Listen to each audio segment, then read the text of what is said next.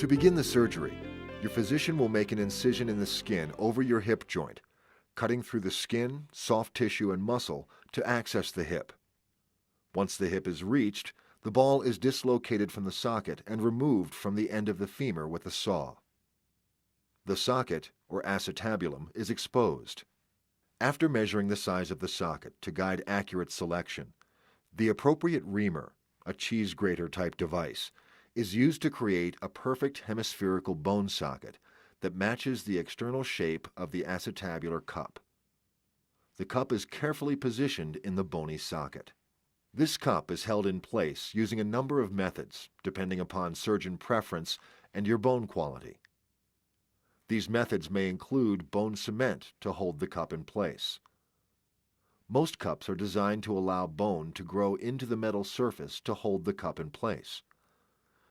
These cups have a roughened or specially prepared surface, which is designed to allow ingrowth of bone into the metal itself.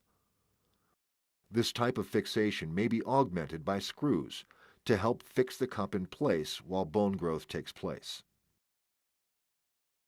The inside of the femur, or thigh bone, is then cleared with various types of devices, and a prosthesis is placed into the femur.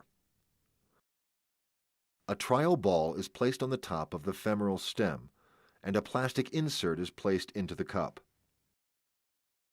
The hip joint is then articulated by placing the ball in the artificial socket.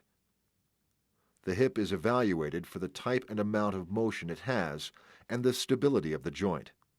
That is, the inability of the ball to dislocate from the socket easily. Once the appropriate combination has been found, the ball is then placed onto the femoral stem and the final insert is placed into the cup.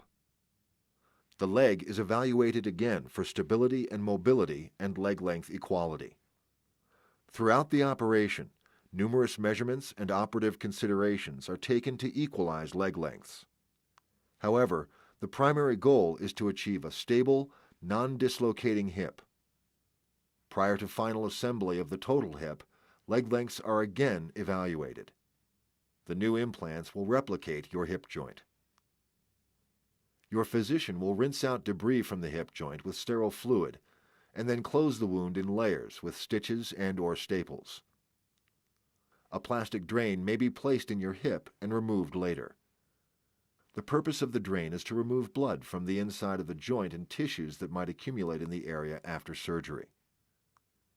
When you awaken from surgery, you will be in the recovery room.